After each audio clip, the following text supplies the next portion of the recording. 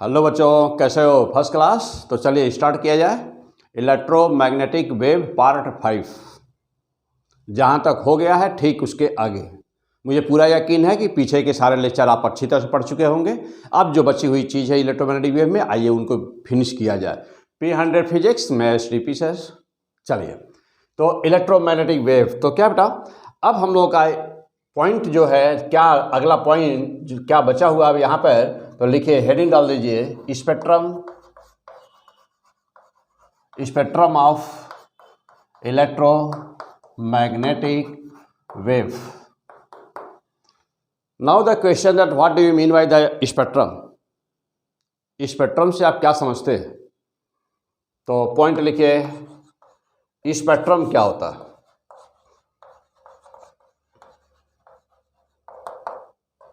Spectrum क्या होता है? तो जनरली आप हिंदी में भी इसको स्पेक्ट्रम ही बोल देते हैं ना, लेकिन स्पेक्ट्रम का मतलब क्या हुआ मैं समझाऊंगा आपको।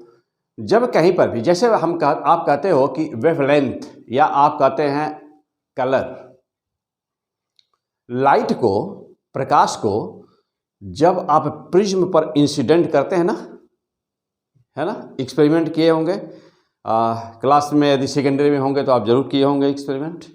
अपने स्कूल में, यदि अच्छे स्कूल में पढ़ते होंगे तो किए होंगे, अदरवाइज इस समय तो हो वगैरह नहीं रहा है, लेकिन मैं यहाँ आपको दिखाऊंगा फिर बाद में आगे चल करके। चलो बेटा, तो अभी फिलहाल स्पेक्ट्रम होता क्या है। यदि एक प्रिज्म ले लिया जाए, एक प्रिज्म ले ले, अब कैसे होता है प्रिज्म, क्या होता है, कैसे होता है, तो ये सब ऑप्टिक्स में अभी प्रिज्म चैप्टर स्टार्ट करेंगे तो वहाँ पर हम आपको अभी डिटेल बताएंगे। तो यहाँ पर थोड़ा सा हमको ज़रूरत है। तो एक प्रिज्म लिया जाए बेटा, और प्रिज्म के रिफ्रैक्टिंग सरफेस पर यदि लाइट इंसिडेंट किया जाए, व्हाइट लाइट, तो यह व्हाइट लाइट हमारी 7 कलर में टूट जाती है। जब यह 7 कलर में टूट जाती है तो सबसे नीचे V होता है वायलेट, और सबसे ऊपर R होता है। इसे कहते हैं विवग्योर, VIBGYOR, विवग्योर 7 कलर कहते हैं बेटा। इंद्रधनुष का बनना 7 कलर होते हैं ना, इसमें 7 कलर आपको दिखाई देते हैं। तो उसमें इंद्रधनुष भी रेनबो 2 टाइप का होता है, प्राइमरी और सेकेंडरी। तो प्राइमरी में तो इसी आर्डर में होगा, यानी कि प्राइमरी जो रेनबो होगी तो उसमें रेड कलर ऊपर और नीचे वायलेट, और जब सेकेंडरी रेनबो होगी उसमें इसका उल्टा होता है। तो ऑप्टिक्स में सब पढ़ाएंगे हमको बेटा। यहाँ पे क्या ज़रूरत है, हम लोग का टॉपिक है, हम लोग पढ़ रहे हैं इलेक्ट्रोमैग्नेटिक वेव, और उसमें एक शब्द आया है स्पेक्ट्रम ऑफ इलेक्ट्रोमैग्नेटिक वेव। आपके एग्जाम में कई बार ये सिंपल सा एक लाइन का क्वेश्चन पूछा था, और अफसोस कि बहुत सारे बच्चे 3-3 साल 4-4 साल कोटा में पढ़ने के बाद भी उस क्वेश्चन को गलत कर दिए थे। ये बहुत अफसोस, बहुत अफसोस। अब जैसे नंबर तो आपको, यदि एक लाइन का एक क्वेश्चन आ गया है तो नंबर तो अभी 4 ही देगा ना। नीट में तो नंबर अभी 4 देगा, और एक लाइन का क्वेश्चन आ गया वो भी 4 नंबर देगा, और एक पेज में सॉल्व होकर के न्यूमेरिकल आएगा वो भी 4 ही नंबर देगा।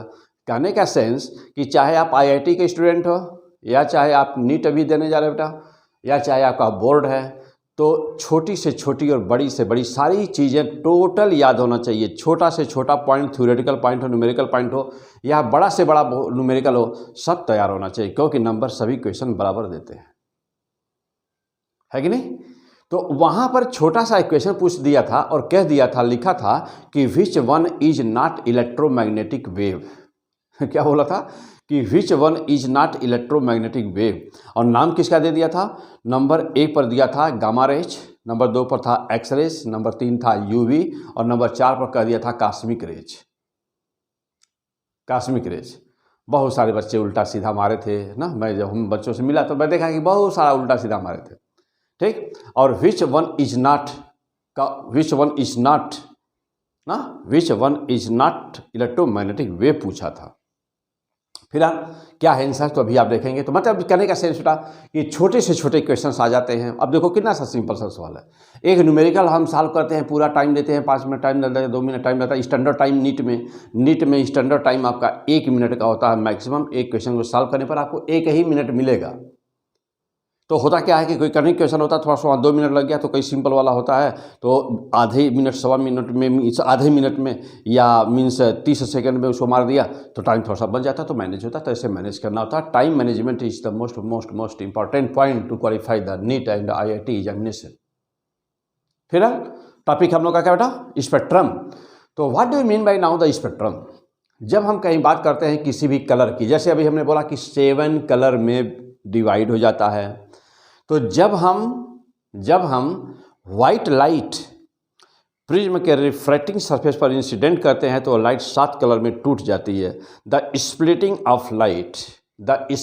Of light by any optical instrument is called dispersion. क्या बोलते हैं बेटा उसको, क्या बोलते हैं उसे, डिस्पर्सन। यानी कि जो व्हाइट लाइट का 7 कलर में टूट जाना ना, वह कहलाता है डिस्पर्सन। हिंदी में बोलते हैं उसको वर्ण विपथन, ओके, बोलते हैं इसको। चलिए, तो अब यह 7 कलर की बात हो रही है, तो 7 कलर में देख रहे हैं बिल्कुल सिस्टमैटिक रखा गया ना। नीचे सबसे वायलेट, इंडिगो ना, VIB ब्लू, ठीक है, तो VIB वायलेट, इंडिगो, ब्लू, ऐसे सिस्टमैटिक रखा गया ना, है ना। विबग्योर कलर में ऐसा सिस्टमैटिक रखा है ना। सबसे ऊपर कौन है, रेड, सबसे नीचे कौन है, वायलेट। ये लाइट को कलर में रखना यानी कि एक रेगुलर पैटर्न में अरेंजमेंट करना, चाहे वह घटते क्रम में हो चाहे वह बढ़ते क्रम में हो, तो सिस्टमैटिक सभी कलर को रखना, यानी सिस्टमैटिक सभी कलर को रखना, चाहे वह बढ़ते तरंग दैर्घ्य के फॉर्म में हो, यानी कि चाहे वह इंक्रीजिंग आर्डर हो वेवलेंथ का, चाहे वह डिक्रीजिंग आर्डर हो वेवलेंथ का। जब हम उनको एक क्रम से रखते हैं सभी कलर को, यानी कि सभी वेवलेंथ को, जब भी यहाँ पर शब्द आए कलर, जहाँ पे शब्द आए कलर उसका मतलब समझेंगे वेवलेंथ। क्या बोला, जहाँ पे शब्द आए कलर मीन्स वेवलेंथ। तो जब डिफरेंट वेवलेंथ को एक निश्चित क्रम में रखा जाता है तो उसे कहते हैं स्पेक्ट्रम। क्या बोलते हैं उसको, स्पेक्ट्रम मीन्स क्या कहते हैं। अब एक दूसरा बेहतरीन एग्जाम्पल, क्या इसी शब्द को कहते हैं ना बेटा, देखिए, हाँ, फर्स्ट मेरे साथ नोट करिए, matrix of colours is called spectrum. क्या कहलाता है बेटा, is called spectrum. Matrix of the colour means regular ornament. तो अब दैट मीन्स, यानी दूसरे शब्दों में कैसे लिखूं इसको, regular arrangement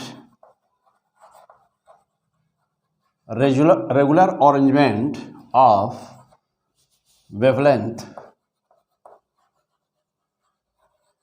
wavelength is called what, spectrum, is called spectrum। इसी को स्पेक्ट्रम कहते हैं। ओके बेटा, जैसे अब हमने अभी एक एग्जांपल लिया था, विबग्योर, कितने कलर बेटा, 1 2 3 4 5 6 7 कलर्स। जब ये सब मिल जाते हैं तो कंबाइंड वे में क्या कहलाता है, कंबाइंड जब हो जाता है तो कहलाता है व्हाइट लाइट।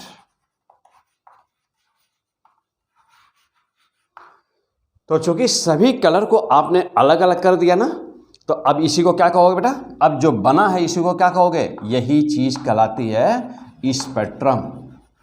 कहलाती है बेटा, इसी को स्पेक्ट्रम कहते हैं। अब ये सवाल ये हुआ कि यह तो किसके लिए लागू हुआ, यह तो लाइट के लिए है।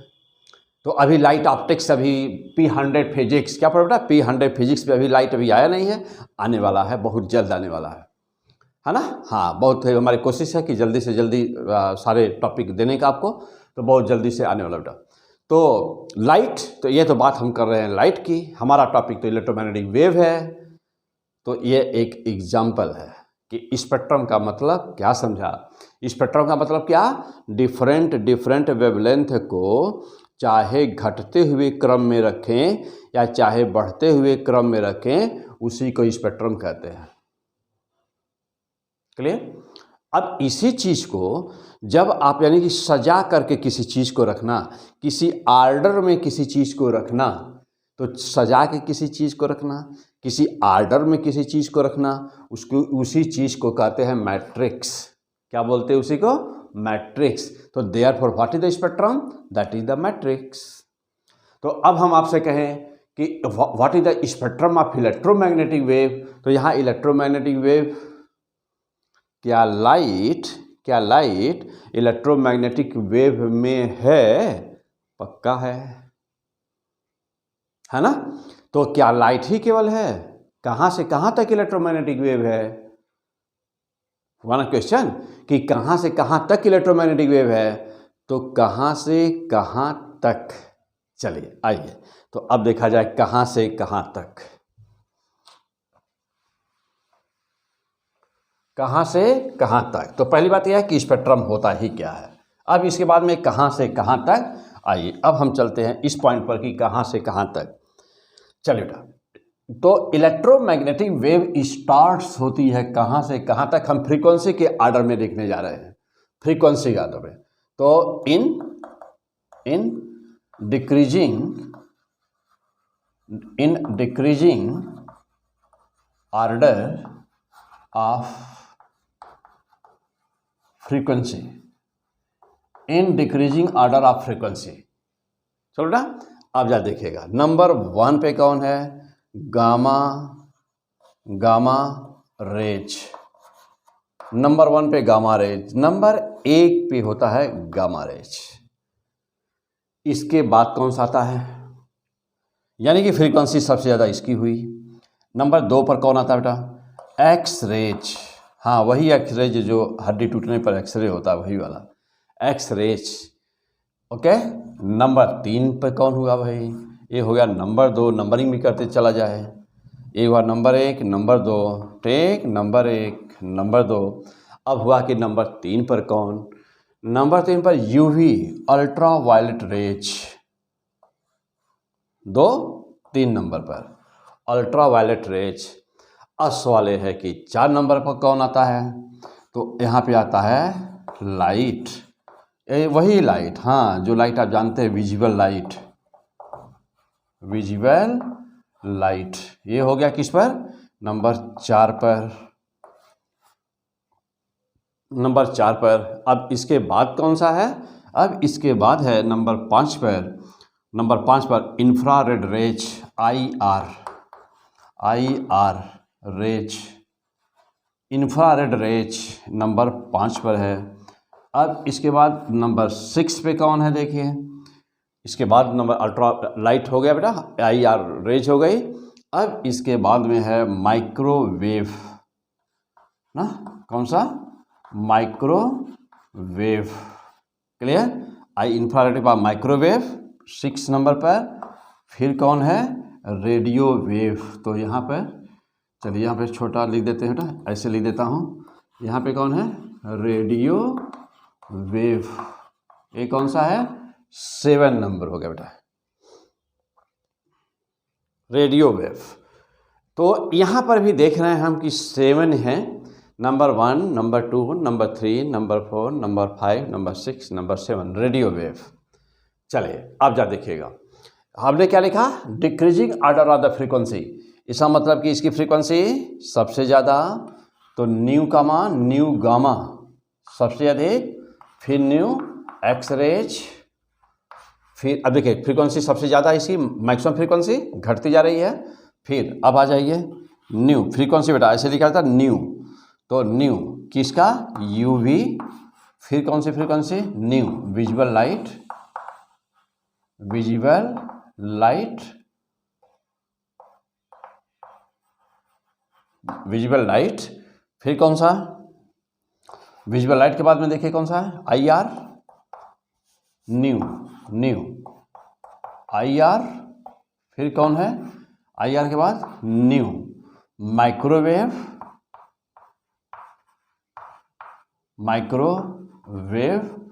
फिर कौन है? New radio wave, radio wave. तो this is the frequency, order of frequency. ये क्या बेटा? Order of frequency, order of frequency है बेटा, ये ऑर्डर ऑफ फ्रीक्वेंसी। यदि मैं आपसे कहूं कि जानते हैं आप कि क्या क्या जानते हो बेटा? देखिए, सिंस न्यू लेमडा बराबर सी होता है, क्या होता है? न्यू मीन्स फ्रीक्वेंसी गुणे वेवलेंथ, यानी कि क्या है बेटा? ये फ्रीक्वेंसी इनटू वेवलेंथ। तो फ्रीक्वेंसी इनटू वेवलेंथ ना बराबर क्या है? सी, प्रकाश की चाल। इसका मतलब यह हुआ कि न्यू का मान यदि हमको निकालना हो तो सी बाई लेमडा है, या हमको लेमडा बताना हो तो सी बाई न्यू है।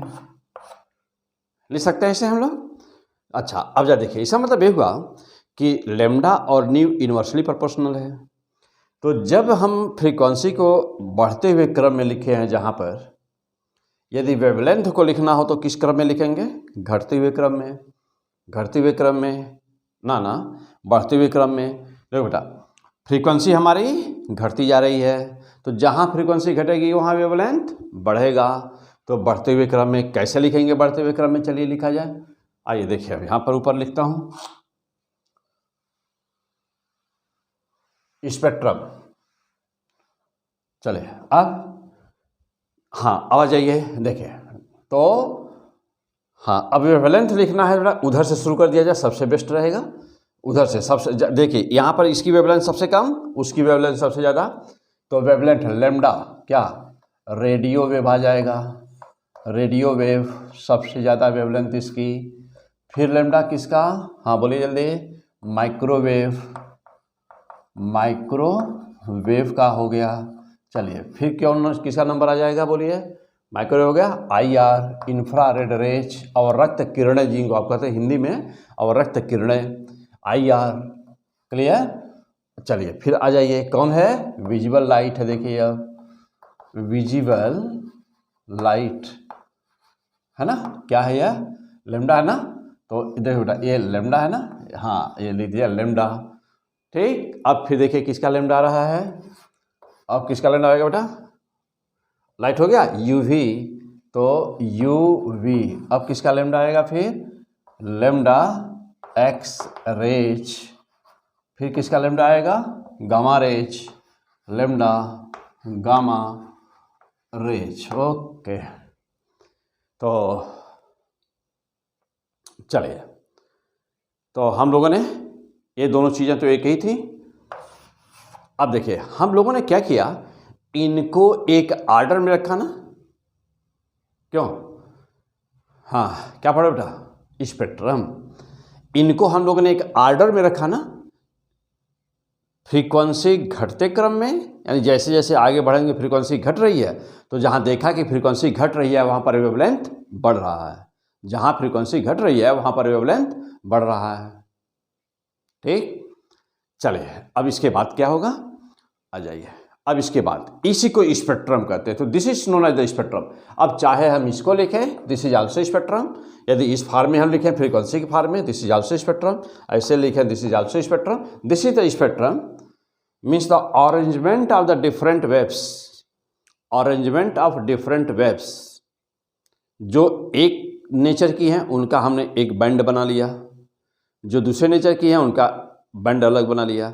ऐसे ही अलग अलग बैंड बना लिया और उनके प्रोडक्शन का मोड बना दिया, यानी कि कैसे वो प्रोड्यूस होती हैं। ये भी तो इम्पॉर्टेंट है ना, सबसे ज़्यादा इम्पॉर्टेंट यही है कि कौन सी वेव कैसे इंपॉर्टेंट होती है। एक ही स्पेक्ट्रम क्यों नहीं बोल दिया, एक ही नाम क्यों नहीं बोल दिया? क्यों नहीं बोल दिया? इसलिए कि सबका काम अलग अलग है, सबका प्रोडक्शन का मोड अलग अलग है। यही आज का एपिसोड है, यही हम आपको बताने जा रहे हैं।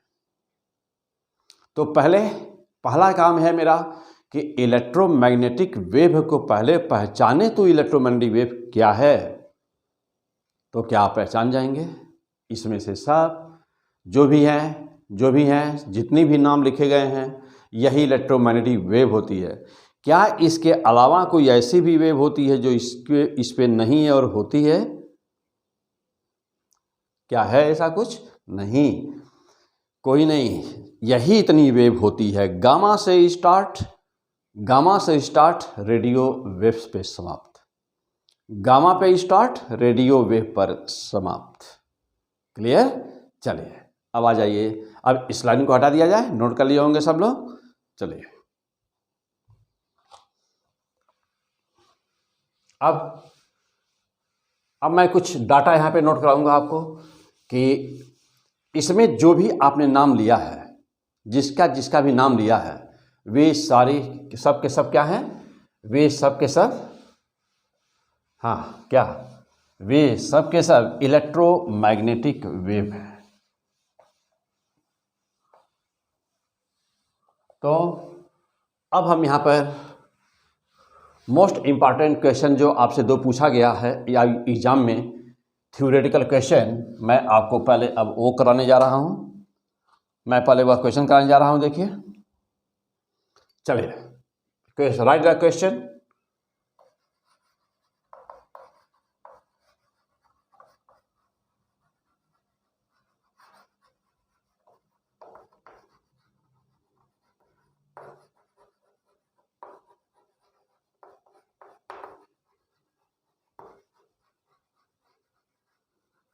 Write the question.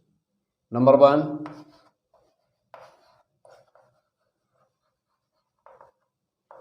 Cosmic rays.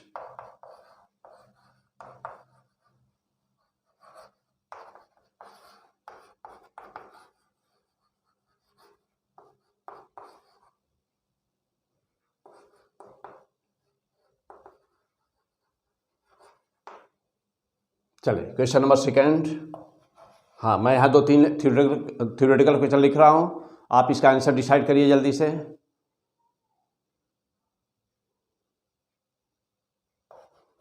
Next question,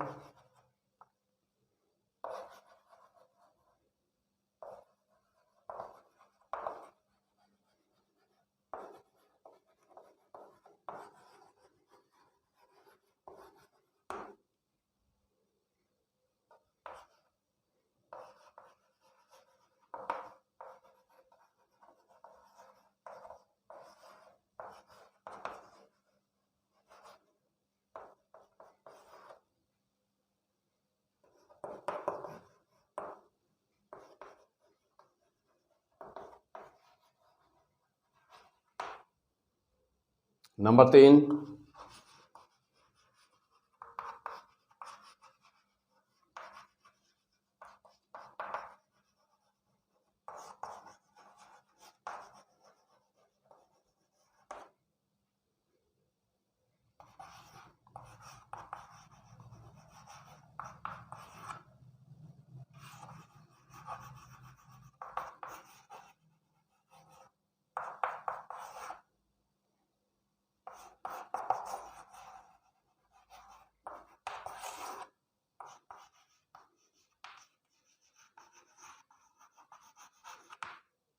हो गया?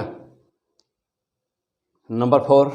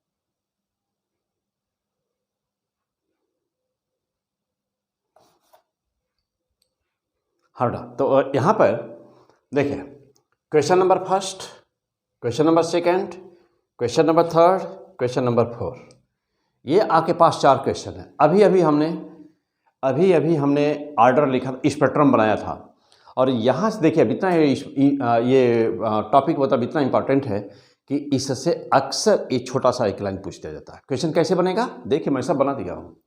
या तो ये वाला आएगा, या तो ये वाला रहेगा, या तो ये वाला रहेगा, या तो ये वाला रहेगा इसी में से। ये 100% कन्फर्म है, रहेगा इसी में से। जैसे मैं ऑप्शन बनाया हूँ ऐसे 4 ऑप्शन बना के दे दिया जाएगा, और बस देख के मार देना है निशान, इतना ही करना है। एग्जैक्ट नॉलेज चाहिए। तो अब आप क्या करिए, तुरंत पहले चारों पे निशान मारिए। मैं हमारे आंसर बोलने के पहले आप आंसर मार दीजिए। हाँ, आंसर मारिए सब लोग जल्दी जल्दी अपना। हमारे आंसर बोलने के पहले अपना आंसर मारिए। पहला क्वेश्चन में क्या कह रहा है बेटा, which electromagnetic wave has maximum energy. कह रहा है कि कौन सी इलेक्ट्रोमैग्नेटिक वेव है जिसकी एनर्जी मैक्सिमम होती है। अच्छा, अब ये बात तो हाँ, ये बात बिल्कुल कन्फर्म बेटा। अब कहेंगे सर एनर्जी क्या होती है, तो मैं आपको पीछे बता चुका हूँ कि energy of electromagnetic wave, energy of electromagnetic wave, Planck quantum theory, क्या E बराबर एच न्यू क्या होती है,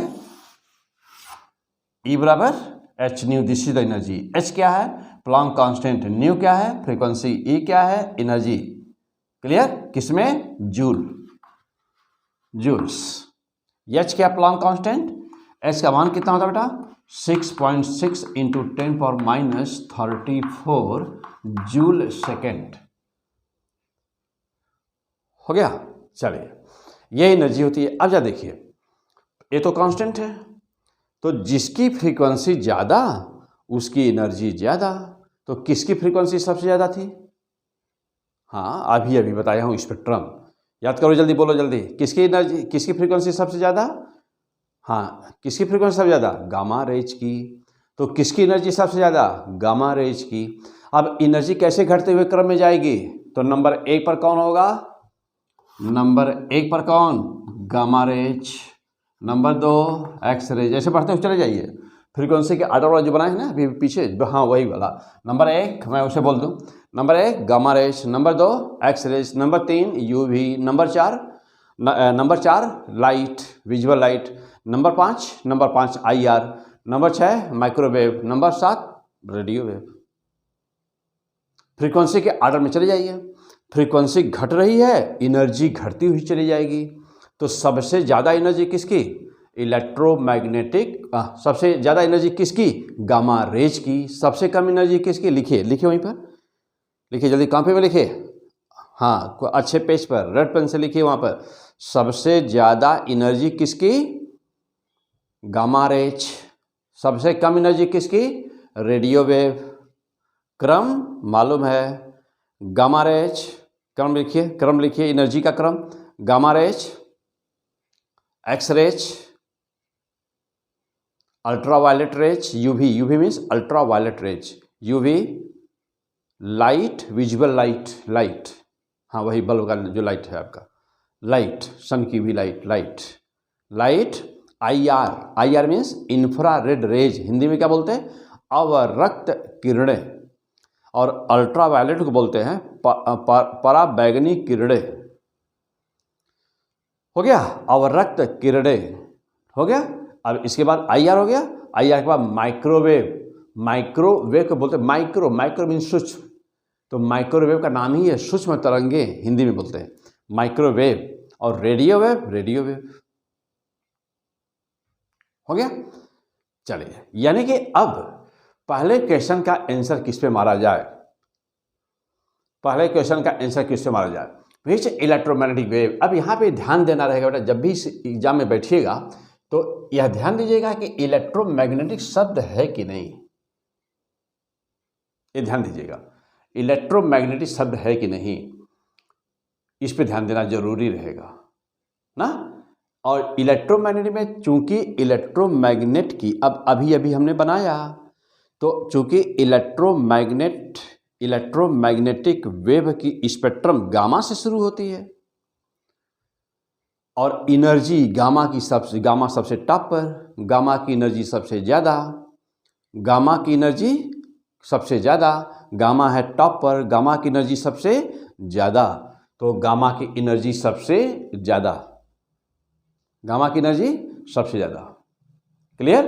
तो गामा की एनर्जी सबसे ज़्यादा, therefore this is the answer.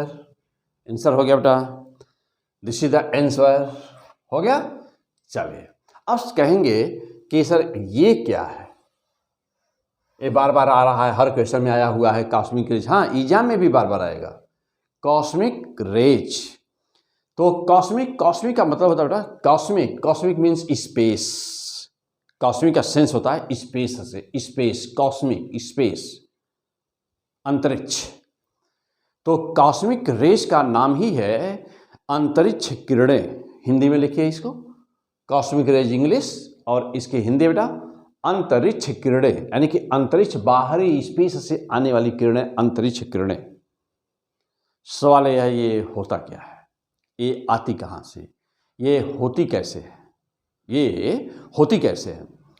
तो आउटर स्पेस में, पूरे ब्रह्मांड में आउटर स्पेस में हर जगह कुछ न कुछ हो रहा है, बहुत कुछ है। साइंटिस्टों के पास अभी 1% नॉलेज नहीं है कि क्या हो रहा है।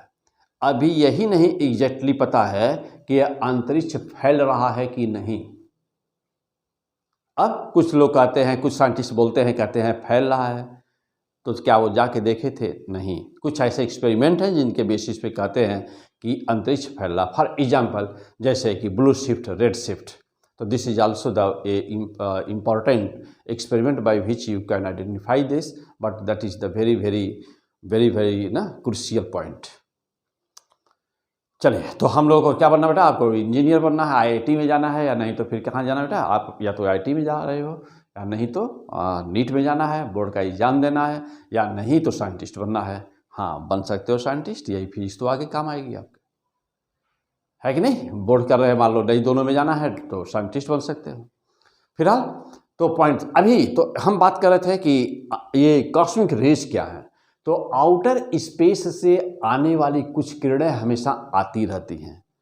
इनको हम किरणें क्यों कहते हैं? किरणें क्या हैं?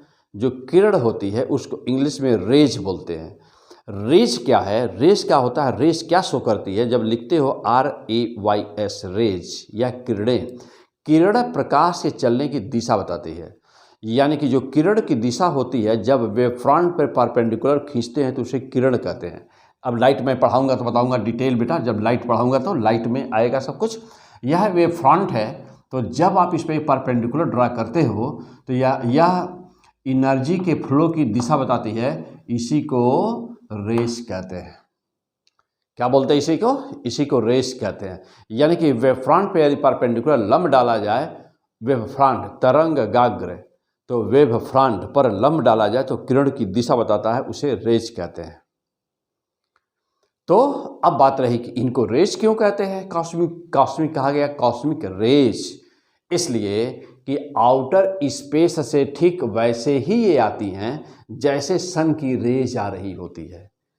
कॉन्टिन्यूअस इनका स्पेस में, ब्रह्मांड में ना, स्पेस में मीन्स कि इस आउटर स्पेस में, एटमॉस्फेयर में इनका बम्बार्डमेंट ऊपर स्पेस से कॉन्टिन्यूअस होता रहता, आती रहती हैं।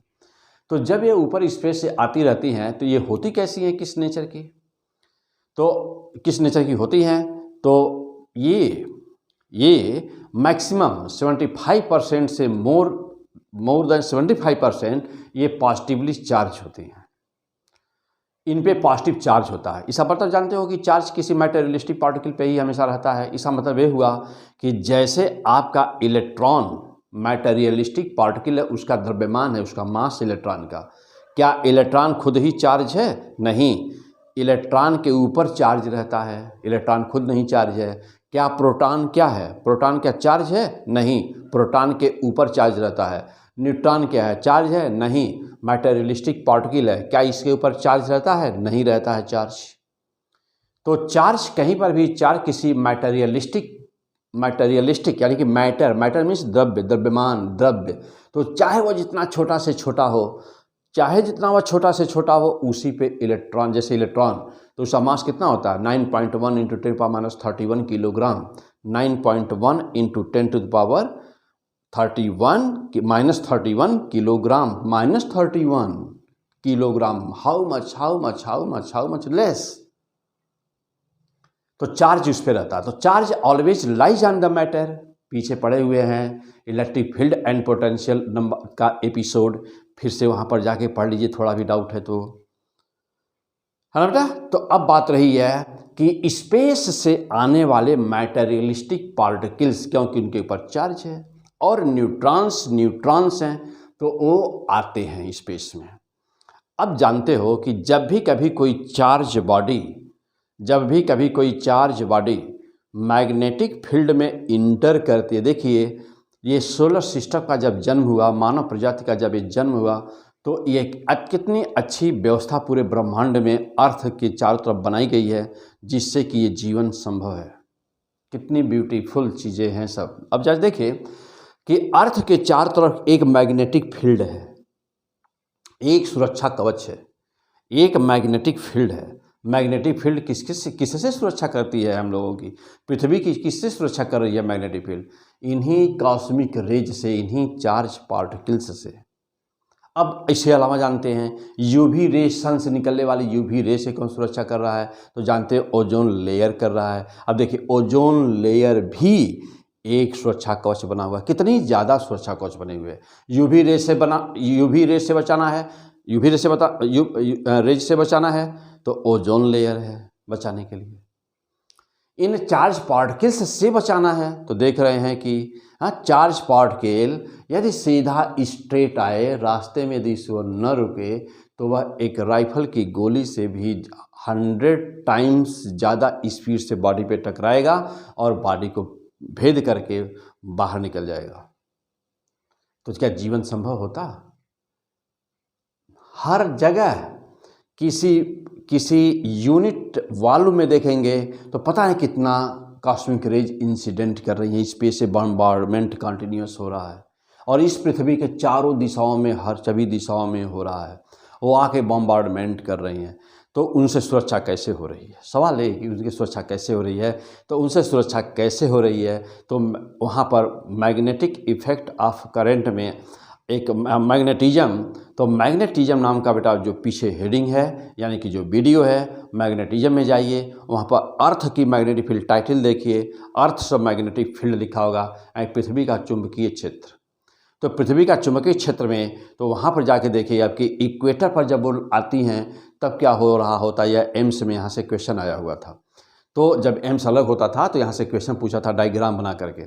तो वहाँ पर तो इक्वेटर पर क्या हो रहा है और पोल पर क्या हो रहा है, बाकी जगह पर क्या हो रहा है, वो क्यों जो चार्ज पार्टिकल्स हैं, कॉस्मिक रेज हैं, वह पृथ्वी पे अंदर एटमॉस्फेयर पर हम लोगों तक ये क्यों नहीं पहुँच पाती हैं। यही रीज़न है कि क्यों नहीं पहुंच पाती हैं। क्या रीज़न है? एपिसोड फटाफट चले जाइए, जाके देखिए अर्थ मैग्नेटिक फील्ड। हाँ, इसको पूरा करने के बाद जाइएगा, नोट कर लीजिए कि अर्थ मैग्नेटिक फील्ड पढ़ना, पोइसे तो पूरा पढ़े होंगे, तो पूरा एपिसोड हम ये जानते हैं कि आप पूरा एपिसोड कंटिन्यूस पढ़ते आ रहे होंगे। अवश्य पढ़िए, अच्छी परफॉर्मेंस चाहिए तो अवश्य पढ़िए। किसी टॉप IIT कॉलेज में जाना है तो अवश्य सारे एपिसोड पढ़िए। टॉप नीट कॉलेज में जाना है, यानी कि MBBS किसी अच्छे कॉलेज से करना है, तो अवश्य एक एक लाइन पूरे एपिसोड के सब देख डालिए, एक भी लाइन बाहर से नहीं आएगी, सब इसी वीडियो से ही आएगा। ओके, फिलहाल टॉपिक पे चल बेटा। तो हम टॉपिक बता रहे हैं कि कहाँ पे जाके पढ़ना है, किस वीडियो में। तो वहाँ पर बेटा तो यह, तो इससे हमारी सुरक्षा होती है। तो यानी कि मैग्नेटिक फील्ड ने क्या किया, इससे यहाँ पे अर्थ की एक तरह से सेफ्टी गार्ड के रूप में होती है ना, एक सुरक्षा कवच है पृथ्वी के ऊपर, जिससे कि कॉस्मिक रेज एटमॉस्फेयर पर, पृथ्वी के सतह पे नहीं आ पाती। हाँ, अब पोलर रीजन में क्या होता है? तो पोलर रीजन में जो हमारी मैग्नेटिक फील्ड होती है, वह पोल पर सीधे इनकी दिशा वर्टिकली यदि गिर रही हैं तो इनकी दिशा या तो 0 डिग्री पर होती है, या तो 0 डिग्री पर होती है, जगह 0 डिग्री होती है तो 180 डिग्री हो जाएगा। और दोनों ही सिचुएशन में उन पर कोई फोर्स नहीं लगता। तो होता क्या है कि वो उसी फास्ट स्पीड से पृथ्वी के सतह की तरफ बढ़ने लगती हैं। तो जब वो एटमॉस्फेयर में आती हैं, तो जब वो रेयर एटमॉस्फेयर में होती हैं तब तो चलती चली जाती हैं, लेकिन जब वो डेंस एटमॉस्फेयर में आती हैं तो वह फ्रिक्शन के कारण बर्न कर जाती हैं, जल जाती हैं, जिससे आप कहते हैं कोरोना डिस्चार्ज जिसको बोलते हैं। और वहाँ पर हम लोग जानते हैं कि एक स्पेशल टाइप की लाइटिंग होती है, जो हम पीछे फिर वहीं पर बता रहा हूँ कि उसी मैग्नेटिज्म वाले पार्ट में जाइए, अर्थ मैग्नेटिक फील्ड वहाँ पर सब विधिवत दिया हुआ है। क्लियर? वहाँ पर बिल्कुल ही दिया हुआ है, बहुत ही अच्छी चीज़ें दी हुई हैं। आतिशबाजी के जैसे वहाँ पर दिखाई देता है, जलती हैं वो रेज। हाँ, पीछे वहाँ पर जा कर के देखिए ना कि वहाँ पर क्या है सब कुछ। ओके, फिलहाल तो हुआ क्या कि कॉस्मिक रेज होती क्या है। अब क्वेश्चन आया कि कॉस्मिक रेज होती क्या है। तो cosmic rays are the charge particles. Cosmic rays are the charge particles comes from outer space on the earth, यानी कि पृथ्वी के वायुमंडल में प्रवेश करती हैं और ये बहुत ही आउटर यानी कि बाहरी ब्रह्मांड से आती हैं ना, अंतरिक्ष से आने वाली किरणें होती हैं, इसलिए नाम है इनका अंतरिक्ष किरणें। चलो बेटा फिर से बोल दीजिए ये बात फटाफट, तो क्लियर हो गए। कॉस्मिक रेज क्या होती हैं? ये अंतरिक्ष किरणें होती हैं। कहाँ से आती हैं? पृथ्वी के आउटर स्पेस से आती हैं, अंतरिक्ष से आती हैं। कैसे, किस तरह की होती हैं? यह मैटेरियलिस्टिक पार्टिकल होती हैं। उसमें क्या चार्ज होता है? हाँ, होता भी है, नहीं भी होता है। किस पे होता है? जितने भी पॉजिटिव चार्ज पार्टिकल्स होते हैं उन्हीं को कॉस्मिक रेज कहते हैं। उनमें और क्या होता है? उनमें न्यूट्रॉन होते हैं। तो उनमें पॉजिटिव चार्ज पार्टिकल्स और न्यूट्रॉन होते हैं। क्या यह भूमध्य रेखा पर, पृथ्वी के भूमध्य रेखा पर, इक्वेटर पर क्या है एटमॉस्फेयर में पहुंच पाती हैं? नहीं, वह वहीं सर्कुलर मोशन करने लगते हैं। बाकी डिटेल के लिए मैग्नेटिज्म जाकर वहाँ पर पढ़िए डीप में। Okay, come on the point now, what is the answer? तो now you are sure that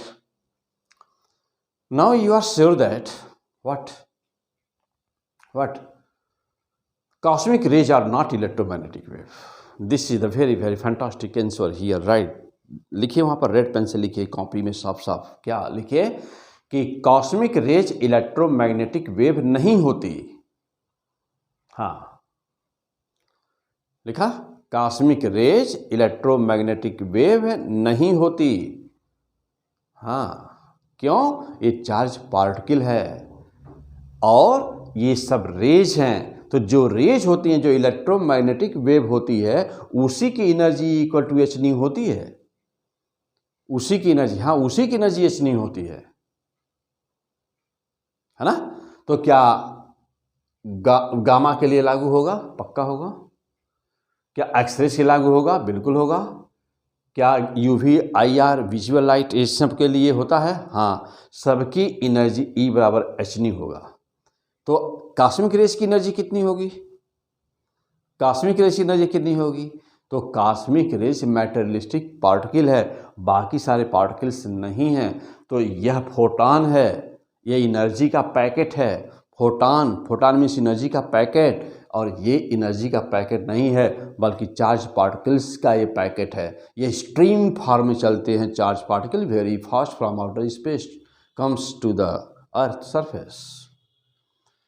तो क्लियर ये हुआ बेटा कि कॉस्मिक रेज इलेक्ट्रोमैग्नेटिक वेव नहीं है। अब यार क्वेश्चन देखिएगा, ऐसे ही पूछेगा, वहाँ पर फंसा करके घुमा करके पूछेगा, बहुत एक लाइन का सिंपल सा सवाल होगा। अब जब देखिएगा, तो which electromagnetic wave has maximum energy. तो अब सवाल ये है कि किसकी एनर्जी ज़्यादा है। तो जानते हो, वेरी फैंटास्टिक, यहाँ पर यदि हम इलेक्ट्रोमैग्नेटिक शब्द हटा दें, चलिए ये नोट कर लिया ना, इस क्वेश्चन को मैं हटा दूँ पहले। इसका आंसर कौन सा है? विच इलेक्ट्रोमैग्नेटिक वेव बोला गया था, गामा रेज। चलिए अब थोड़ी सी स्पेस बनाओ, देखिए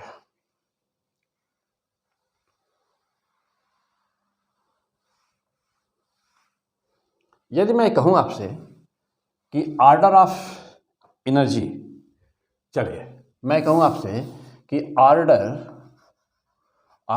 of energy, order of energy, अब क्या लिखना रहेगा? कॉस्मिक रेज, हाँ ई लगा दिया जाए, ई कॉस्मिक रेज सबसे ज़्यादा हो गया, ई कौन? Gamma raise. तब एनर्जी किसकी ज़्यादा आई? X raise. फिर किसका नंबर आया? तब एनर्जी यूवी, अल्ट्रा रेज। बाकी लिखते चले जाइए। तो अब जा देखिएगा, ऑर्डर ऑफ एनर्जी, यहाँ कहीं इलेक्ट्रोमैग्नेटिक शब्द है?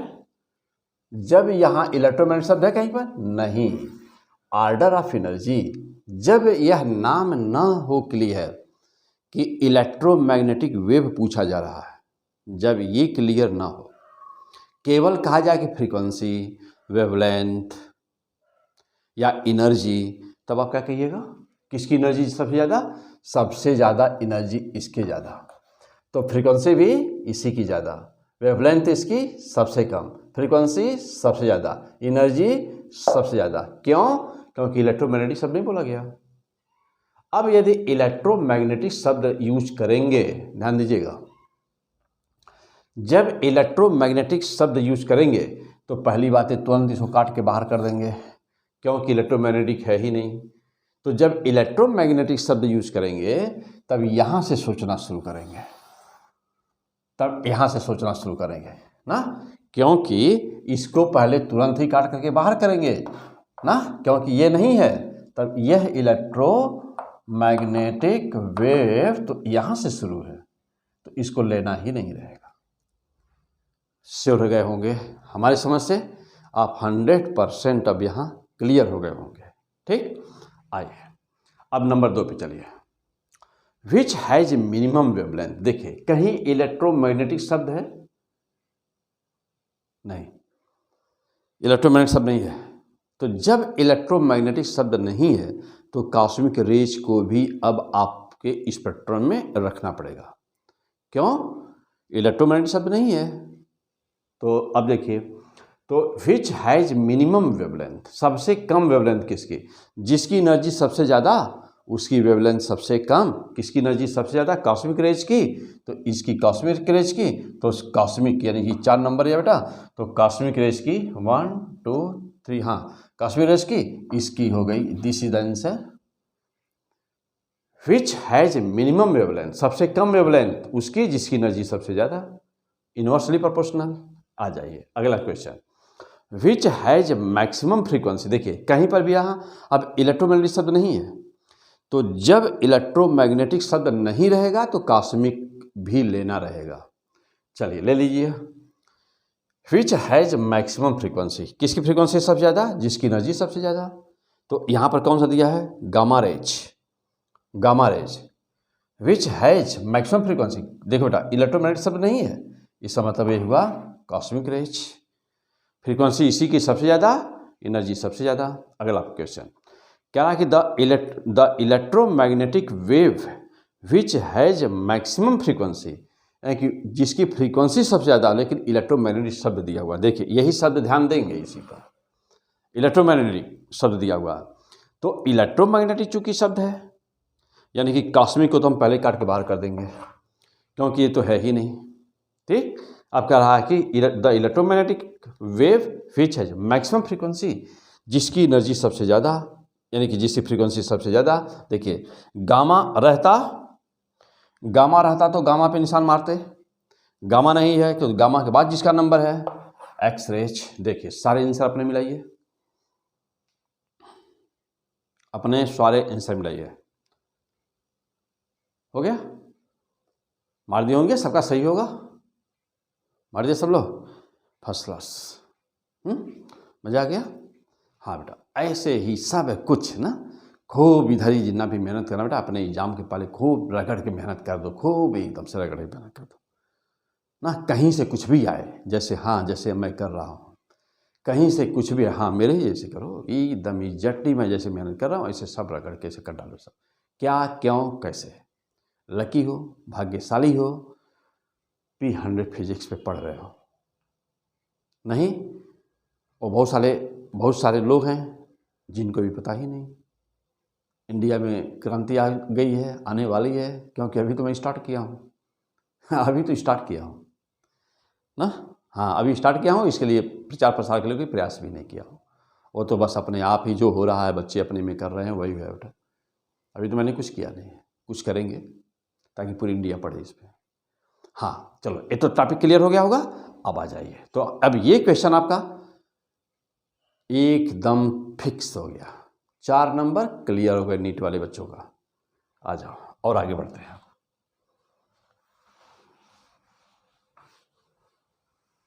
हाँ, अब है पॉइंट हम लोगों का, बात हो रही थी स्पेक्ट्रम, तो हम लोग वही स्पेक्ट्रम की बात कर रहे बेटा। अब हम चलते हैं थोड़ा इसके आगे बढ़ते हैं।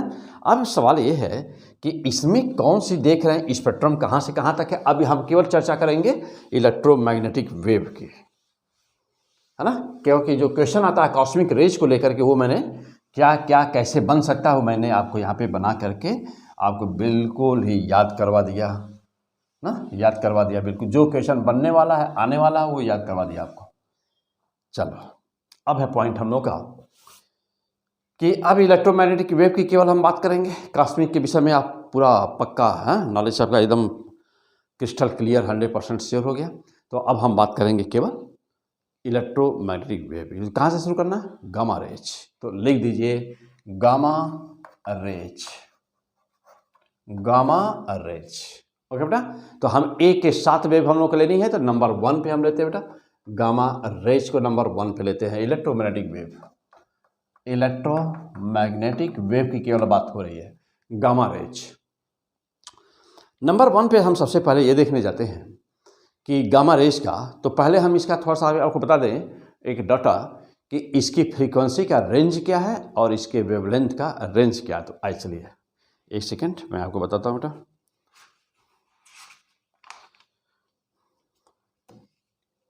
गामा रेज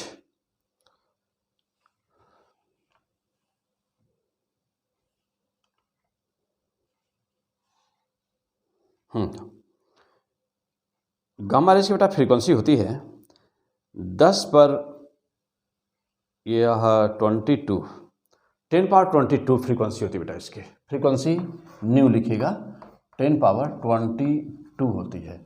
और यही पहले अलग से लिखिएगा बेटा कि कॉस्मिक रेज ना की फ्रीक्वेंसी होती है 10^23 हर्ट्ज होती है, बट नॉट इलेक्ट्रोमैग्नेटिक वेव ना। यहाँ मैं फिर से दोबारा आपको इंडिकेट कर दे रहा हूँ वहाँ पर कि मिस ना हो बेटा। कॉस्मिक रेज की होती है 10^23 हर्ट्ज, 23 हर्ट्ज, और इसका 10^22 हर्ट्ज।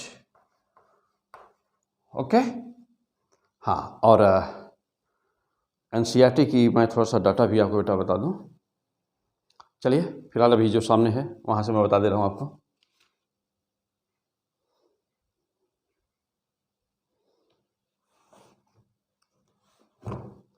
चलो अभी मैं इसी से बता देता हूँ आपको डाटा ना। चलो एनसीईआरटी का भी अगले एपिसोड में बता दूंगा एनसीईआरटी की डाटा क्या है। यही है, यही होगा, हर जगह यही होगा बेटा। तो फिलहाल हो गया। तो चलिए अब वेवलेंथ इसकी कहाँ से कहाँ तक है तो उसको भी देख लेते बेटा। तो गामा रेज की वेवलेंथ, गामा रेज की वेवलेंथ बेटा 3 × 10⁻14 के ऑर्डर का है वेवलेंथ लेमडा, 3 × 10⁻14 ना, -14 क्या मीटर, मीटर के ऑर्डर का है ये है। तो ये हुआ बेटा कि यह रेंज, इसका फ्रीक्वेंसी का रेंज क्या है और इसका वेवलेंथ का रेंज क्या है। अब सवाल ये है कि इसको हम कैसे प्रोड्यूस करते हैं ना, इसको हम कैसे गामा रेज को हम कैसे प्रोड्यूस करते हैं। तो इसके लिए एक हाँ अब लिखिएगा बेटा इसका प्रोडक्शन कैसे होता है। प्रोडक्शन अब लीजिएगा कि इसका प्रोडक्शन बेटा कैसे होता है गामा रेज का। तो प्रोडक्शन के लिए लिखिएगा साइक्लोट्रॉन बाई साइक्लोट्रॉन, साइक्लो हाँ वही साइक्लोट्रॉन जो आप पीछे पढ़े हुए बेटा, मैग्नेटिज्म में बहुत ज़बरदस्त पढ़ा गया, बहुत ना बहुत डीप में वहाँ पर है, तो वहाँ पर पढ़ लेंगे आप। साइक्लोट्रॉन बेटा, साइक्लोट्रॉन के द्वारा इसको प्रोड्यूस किया जाता है।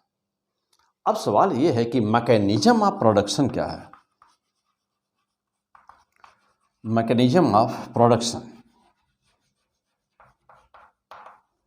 तो बहुत ही डीप नॉलेज होना चाहिए, सब कुछ याद रहे बिल्कुल, हाँ लगे कि हाँ कहीं फिजिक्स पढ़े हैं, सब कुछ पूरा डिटेल, क्या क्यों कैसे सब कुछ ज़बरदस्त। चल बेटा, तो मैकेनिज्म ऑफ प्रोडक्शन क्या है। चलिए अब यहाँ पर हम इसका जा रहे हैं बेसिक मैकेनिज्म समझाने आपको कि ये होता क्या है। चलिए जैसे सपोज करिए कि यह एक इनर्जेटिक न्यूक्लियस है बेटा, हाईली एक्साइटेड न्यूक्लियस है।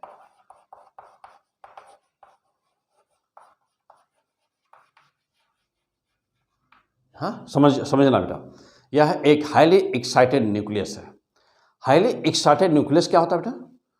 जब किसी भी न्यूक्लियस को, जब किसी भी एटम को बाहर से इतनी एनर्जी मिल जाती है, बाहर से इतनी अधिक एनर्जी मिल जाती है कि वह अपने ग्राउंड स्टेट से ऊपर के स्टेट में चला जाता है। यानी कि यह अब एक्साइटेड न्यूक्लियस बोला आपने ना, तो यह कहाँ पर होगा? ग्राउंड स्टेट में होगा? नहीं। किस स्टेट में होगा? किस स्टेट में होगा? एक्साइटेड न्यूक्लियस ना बेटा, तो एक्साइटेड स्टेट। कहां पर होगा बेटा ये न्यूक्लियस? एक्साइटेड स्टेट में होगा। अब जा देखिएगा, अब यहां पर एक्साइटेड स्टेट पूरी मॉडर्न फिजिक्स क्या है, तो एक एक लाइन की धुनाई मैं करूंगा। हाँ, मेरे साथ आप भी करेंगे। तो एक एक लाइन की धुनाई हम लोग करेंगे मॉडर्न फिजिक्स जैसे हम लोग करते आ रहे हैं। तो कहीं पर भी आप एक भी सेकंड के लिए, एक भी मिनट के लिए आप अपना कंसंट्रेशन मत हटाइएगा। हमेशा कंटिन्यूअस वीडियो पर वीडियो पढ़ते जाइएगा। 2 बार, 4 बार, 10 बार नोट्स बनाते जाइएगा, याद करते जाइएगा, और फिर देखिएगा क्या मैजिक होगा, क्या कमाल होगा रिजल्ट में। हाँ, ऐसा कुछ पेपर में होगा नहीं जो आप देखते ही मारेंगे नहीं आंसर, चाहे वह न्यूमेरिकल हो और चाहे वह थ्योरेटिकल क्वेश्चन हो, कुछ भी हो। हाँ, चलिए फिलहाल, चलो ओके बेटा। तो यह एक एक्साइटेड न्यूक्लियस है। अब जैसे मान लीजिए कि कोई एटम है, उसको 1.4 इलेक्ट्रॉन वोल्ट उसकी एनर्जी है, ठीक, और हमने उसको एनर्जी बाहर से किसी भी बाई एनी मीन्स हमने उसको एनर्जी दे दी। अब कैसे होता है, क्या होता है, कैसे देते लेते हैं, वो हम सब मॉडर्न फिजिक्स में आगे बताऊंगा। हाँ, बस अभी जस्ट कुछ ही दिन बाद आने वाला है, 1 हफ्ते 10 दिन बाद आने वाला है। 1 हफ्ते 10 दिन लगेगा और पहले आ जाए बेटा, और पहले आ जाएगा।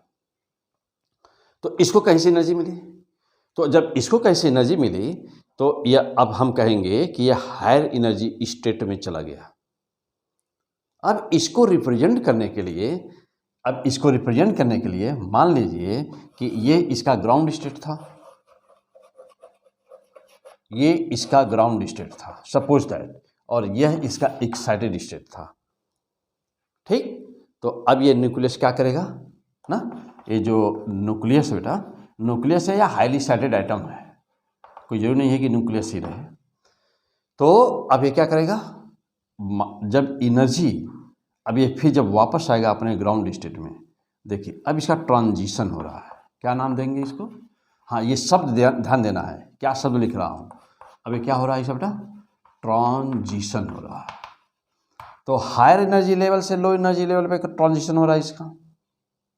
जब ट्रांजिशन होता है न्यूक्लियस का ना, तो ये अपने अंदर जो, अब जैसे मान लीजिए कि यहाँ पर 5 इलेक्ट्रॉन वोल्ट एनर्जी है और यहाँ पर सपोज करिए 1.1 इलेक्ट्रॉन वोल्ट एनर्जी है, तो 5 यहाँ है और 5 इलेक्ट्रॉन वोल्ट यहाँ है और 1 इलेक्ट्रॉन वोल्ट यहाँ है।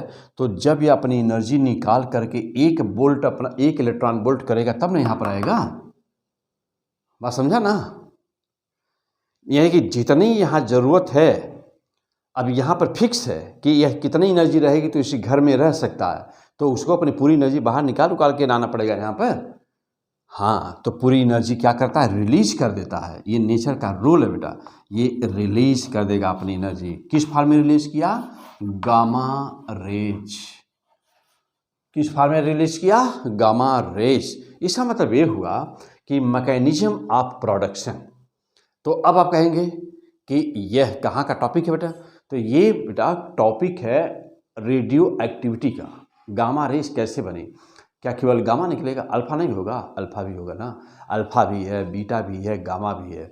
तो अल्फा न्यूक्लियस के अंदर से निकलती है, बीटा न्यूक्लियस के अंदर से निकलती है, और गामा न्यूक्लियस के ट्रांजिशन से निकलती है। जब न्यूक्लियस हाई लेवल से लो लेवल पे जाता है तब गामा निकलती है। गामा रेडियो एक्टिव रेज है, alpha beta radio active rays है। गामा न्यूक्लियस के अंदर से नहीं निकलती है। गामा जब न्यूक्लियस हाई एनर्जी से लो एनर्जी पे आता है तो वह अपनी एनर्जी का जो गैप होता है रिलीज करता है, वह रेंज होती है गामा। फैंटास्टिक, क्या पढ़ रहे? Spectrum of electromagnetic wave. हाँ, क्लियर हो गए? चलो बेटा, बहुत आसान सब कुछ। हाँ, बस मैं तो थोड़ा ना ऐसे एंगल से मैं समझाना चाहता हूँ, क्योंकि मैं भी कभी स्टूडेंट रहा हूँ। आपको पहले दिन प्रॉमिस किया था आपसे, ओके, कि जीरो से मैं आपको टॉप पे पहुँचाऊँगा, हीरो बनाऊँगा। आपका काम है पढ़ते रहना, याद करना, जितना सिखा रहा हूँ सीखिए। उसके बाद में फिर देखिए कि इंडिया में क्या कोई ऐसा है कि जो आपके सामने आपकी टक्कर ले सके। ओके, चलो बेटा, फिर से, हाँ एक बार फिर से हो जाए। क्या क्या बोल रहे थे? हाँ बोलो बोलो बोलो, क्या बोल रहे थे? गामा। चलो बेटा, अल्फा न्यूक्लियस के अंदर से, बीटा न्यूक्लियस के अंदर से, गामा न्यूक्लियस के ट्रांजिशन से, अंदर से नहीं। न्यूक्लियस हाई एनर्जी से लो एनर्जी पर क्यों आया, आगे देखा जाएगा। बीटा जानते हो कि बीटा जो रेज होती है वह इलेक्ट्रॉन होती है। तो जब इलेक्ट्रॉन अपने ऑर्बिट से निकलता है तो उसके पास एनर्जी बहुत ही कम होती है, जिसको तुम इलेक्ट्रॉन कहते हो। लेकिन जब वह, तो अब बताओ कि न्यूक्लियस के अंदर से अभी अभी हमने बोला बीटा निकलती है, कम से कम 10 बार आ चुका है ये क्वेश्चन तुम्हारे एग्जाम में जो बोलने जा रहा हूँ। तो न्यूक्लियस के अंदर से, न्यूक्लियस के अंदर से अल्फा निकलती है, अल्फा पॉजिटिव, हीलियम का न्यूक्लियस अल्फा पॉजिटिव क्या होती है, 2He4 होती है ना बेटा।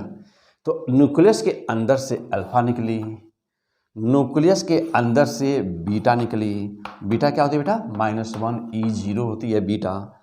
यह भी इलेक्ट्रॉन है, और इलेक्ट्रॉन हमारा इलेक्ट्रॉन होता ही है। अब यहाँ पर एक इलेक्ट्रॉन पहले से पड़ा हुआ था, ये भी तो -1E पर 0 ही लिखते हो, जिसको तुम सिंपल में इलेक्ट्रॉन कहते हो ना, इलेक्ट्रॉन कहते हो। तो यह भी एक इलेक्ट्रॉन है, एक यह भी इलेक्ट्रॉन है। दोनों इलेक्ट्रॉन को हम देख के कैसे बताएं कि कौन सी बीटा है, तो जिसकी एनर्जी मिलियन इलेक्ट्रॉन वोल्ट के अराउंड होगी, यानी कि जिसकी एनर्जी बहुत ज़्यादा होगी उसको कहते हो बीटा, और जो सी एनर्जी बहुत ही कुछ इलेक्ट्रॉन वोल्ट होगी उसे कहते हो क्या, उसको कहते हो सिंपल इलेक्ट्रॉन कहते हो। अब क्वेश्चन यह है कि बीटा कहाँ से आई, उसकी एनर्जी जेट कितनी होती है, बीटा कहाँ से आई, क्यों, क्योंकि बीटा इलेक्ट्रॉन है। बीटा क्या है, इलेक्ट्रॉन, और न्यूक्लियस के अंदर इलेक्ट्रॉन होता ही नहीं। न्यूक्लियस के अंदर कोई भी माइनस चीज़ नहीं होती, और जो माइनस चीज़ होती है वह लाइफ टाइम उसका बहुत ही शॉर्ट होता है। फॉर जैसे आप नेगेटिव पाई मेसन, तो negative pi meson always take part in the exchange of the neutron and protons, that is not durable. Okay, तो हाँ अभी सब आगे पढ़ाएंगे, डोंट वरी हियर ना, अभी हाँ कन्फ्यूज मत होना बेटा, है ना, कि अभी सब आगे स्टेप बाय स्टेप मैं बताऊंगा। इसलिए हम यहाँ पर इतना ही बोल दिया कि चलो कि बेटा कैसे होता है, क्योंकि तो रेडियोटिविटी शुरू हो जाएगा, तो अभी आगे रेडियोटिविटी शुरू करेंगे। अभी चैप्टर आने वाला है ना, थोड़ा सा इंतजार करो 2 दिन, अभी आने वाला है। चलो देखो, ओके आ जाओ बेटा। तो यहाँ पर अब बात तुम्हारी रही गामा की, तो फिर गामा से अब यहाँ पर और भी तो हैं, अभी तमाम इंतजार कर रहे हैं सब, अभी 7 है ना सब, 7 की व्याख्या करनी है, तो अभी एक ही को इतना समय दे दिया जाएगा, बाकी का क्या होगा।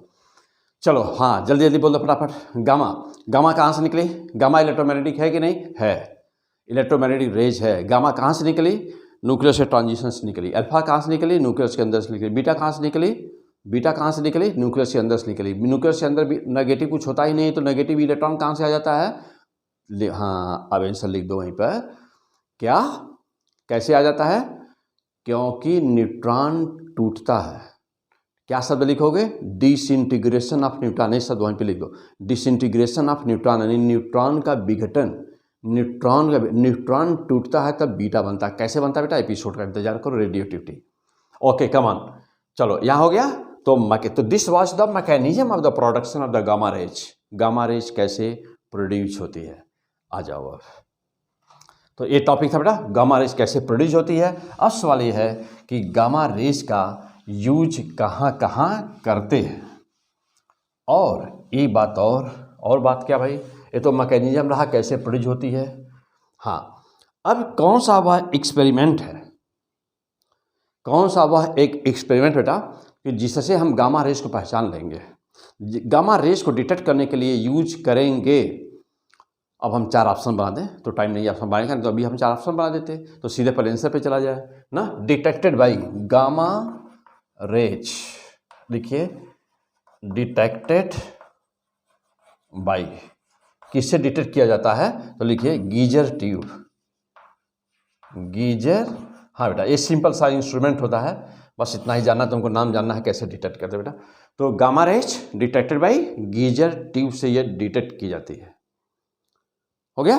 तो कहाँ से प्रोड्यूस होती है, कैसे डिटेक्ट होती है, कितना फ्रीक्वेंसी होती है, कितनी वेवलेंथ होती है। और अब बात है बेटा डिटेक्शन के बाद रही, डिटेक्ट कर लिए हो तो कहाँ यूज करोगे इसको, है कि नहीं। गामा रेज को कहाँ पर यूज करोगे, तो लिख दो बेटा गामा रेज का सबसे ज़्यादा जो यूज होता है ना वो फ्लैश के डिटेक्शन में। तो to detect flash, flash means होता है बेटा जो क्रैक वगैरह होते हैं ना, जब बड़े बड़े पाइप वगैरह बनते हैं ना, जहाँ बड़े बड़े पाइप वगैरह बनाए जाते हैं, तो उसमें कहीं पर भी क्रैकिंग है कि नहीं है, वो कैसे आदमी ढूंढेगा। बड़े बड़े पाइप मतलब बन रहे हैं ना, 100 मीटर के पाइप बन रहे हैं, 200 मीटर के पाइप बन रहे हैं, तो उनमें फ्लैश यानी कहीं पर क्रैकिंग वगैरह है कि नहीं, इसका डिटेक्शन कैसे किया जाएगा। तो इसके लिए यूज़ करते हैं ना to detect flash, FLAWS flash. Okay बेटा, यानी कि क्रैक वगैरह जो होता है, क्रैक वगैरह ना, कहीं क्रैकिंग हो गई है तो उसको पता करता है ना। होमोजीनियस मेटल यहाँ से वहाँ तक है कि नहीं है, कहीं पर ऐसा तो नहीं है कम और ज़्यादा है, उसको डिटेक्ट करता है। तो हम लोग इसको फैक्ट्री वगैरह में इसको यूज़ करते हैं। दूसरा यूज़ क्या बेटा, दूसरा यूज़ है स्टरलाइजेशन। स्टरलाइजेशन से तो विशेष करके UV रेज यूज करते हैं स्टरलाइजेशन के लिए ना, लेकिन इसको भी यूज़ करते हैं। तो फॉर स्टरलाइजेशन ना, फॉर स्टरलाइजेशन, तो स्टरलाइजेशन के लिए भी बेटा यूज़ करते हैं। और कुछ और यूज है इसका मैं बता दूं आपको। तो टू कैरी न्यूक्लियर रिएक्शन में बेटा काम आता ही आता है। फ्लैश भी अपने बता दिया आपको, स्टरलाइजेशन भी बता दिया बेटा। और मेडिकल ना, कैंसर ट्रीटमेंट। हाँ बेटा एक लाइन और लिख दो, कैंसर ट्रीटमेंट। तो कैंसर ट्रीटमेंट, तो कैंसर ट्रीटमेंट में काम आता है बेटा। तो ये हम लोग देख रहे थे गामा रेज, गामा रेज का यूज, डिटेक्शन ना। अच्छा, न्यूक्लियर वगैरह जो भी रिएक्शंस होते हैं, न्यूक्लियर रिएक्शंस होते हैं एटॉमिक रिएक्टर वगैरह में, तो इनके यूज होते ही होते हैं। तो लेकिन मेन क्या है बेटा, मेन हम लोगों का अपने जनरल लाइफ में, आम लोगों के ज़िंदगी में क्या इसका रोल है, तो to detect flash, for sterilization and cancer treatment. तो कैंसर ट्रीटमेंट इनमें ये यूज किए जाते हैं। तो हाँ, क्या पढ़ रहे थे आप, हम लोग क्या पढ़ रहे थे बेटा, क्या पढ़े हम लोग, इलेक्ट्रोमैग्नेटिक वेव स्पेक्ट्रम कहते किसको है, कहाँ से शुरू कहाँ समाप्त। एक क्वेश्चन बेटा यहाँ से फिक्स होता है। तो अच्छी तरह से याद हो गया होगा, बस थ्योरेटिकल टॉपिक है, कहीं कुछ है नहीं, बस थोड़ा सिंपल सा सुनना है, एक बार सुन करके याद हो जाएगा। याद हो गया, फर्स्ट क्लास। चलिए अब यहाँ पे बचा हुआ है बेटा एक गामा रेज हो गया, एक्स रेज। तो एक्स रेज क्या होता है, कैसे उसको डिटेक्ट करते हैं, क्या उसका यूज है, वो कितने टाइप की होती है। तो एक्स रेज आपका पूरा एक चैप्टर पढ़ना है आपको। तो मैं अभी हाँ, इसके बाद अभी फोटो इलेक्ट्रिक इफेक्ट शुरू करने वाला हूँ। इस वीडियो के 1 या 2 वीडियो बाद अभी आएगा, फोटो इलेक्ट्रिक इफेक्ट से ही शुरुआत होगी। तो फोटो इलेक्ट्रिक इफेक्ट आएगा मॉडल फिजिक्स बेटा, स्टार्ट करने जा रहा हूँ। तो फोटो इलेक्ट्रिक इफेक्ट और एक्स रेज, अभी ये 2 से 3 दिन के अंदर इस वीडियो के जो आप पढ़ रहे होंगे, अभी तुरंत पढ़े होंगे, तो तुरंत इसके बाद अभी आपको मिल जाएगा। तो ये पढ़ेंगे। और यहाँ पर अभी देखा जाए कुछ इंपॉर्टेंट एग्जाम में आए हुए जो क्वेश्चन है, पिछले 10 साल में आए हुए इलेक्ट्रॉनिक वेव से जो क्वेश्चन है, मैं अभी उनको लूँगा। तो पहले उनको सॉल्व करूँगा, तब फिर फोटो इलेक्ट्रिक इफेक्ट पे चलेंगे। Photo electric effect most important question, ये जो पार्ट है आप जानते हो, हर एग्जाम में मतलब ऐसा एक क्वेश्चन वहाँ से फिक्स है। एक्स रेज मोस्ट इंपॉर्टेंट, इसके बाद न्यूक्लियस पे चलेंगे, रेडियो एक्टिविटी, ये ऑर्डर है। तो अभी हम लोग ये पढ़ने जा रहे हैं। तो फिलहाल अभी इस टॉपिक को, इस वीडियो को मैं यही रोकता हूँ बेटा। ओके, बेस्ट ऑफ लक, जम के पढ़िए। ओके।